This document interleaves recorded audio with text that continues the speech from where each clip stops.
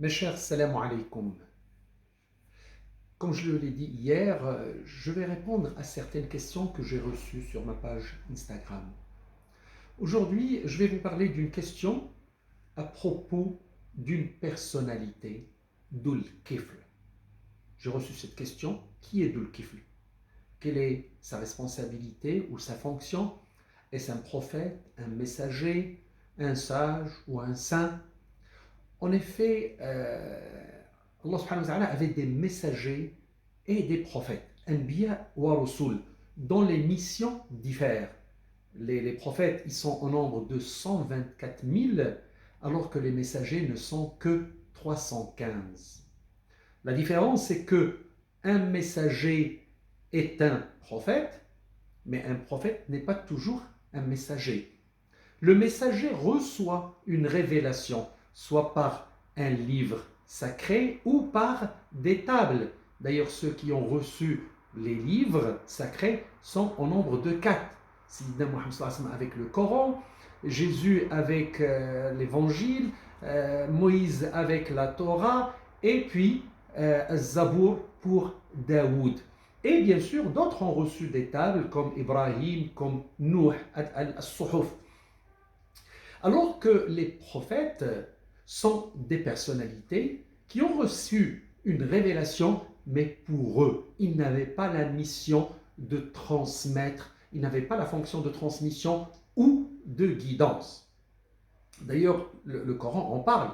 Allah subhanahu wa ta'ala dit وَلَقَدْ أَرْسَلْنَا رُسُلًا مِنْ قَبْلِكَ مِنْهُمْ مَنْ قَصَصْنَا عَلَيْكَ وَمِنْهُمْ مَنْ لَمْ نَقْصُصْ عَلَيْكَ. Certes, nous avons envoyé avant toi des messagers et des prophètes. Certains, on les a cités, d'autres non.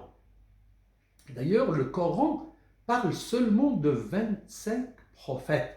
D'ailleurs, les plus connus ou les plus illustres. Adam, Idris, Ibrahim, Ishaq, Ismaïl, Yaqub, Yusuf, Idris, Lot, Moussa, Isa, Al-Yasa' et bien sûr Sayyidina Muhammad sallallahu alayhi wa sallam. Donc la personnalité de Dhul Kifl n'a pas été très bien précisée. Le Coran en parle à 2 reprises. Une fois il dit Wa Ibrahima wa Idrisa wa Dhul Kifl kullun min as-sabirin. C'est-à-dire ils sont parmi les patients. Et dans un autre il dit Wadkur Ismaïla wa Yasa'a wa Dhul Kifl kullun min as-salihin, c'est-à-dire parmi les meilleurs. Les exégètes disent que, puisque son nom a été associé à d'autres prophètes et messagers, donc il en fait partie.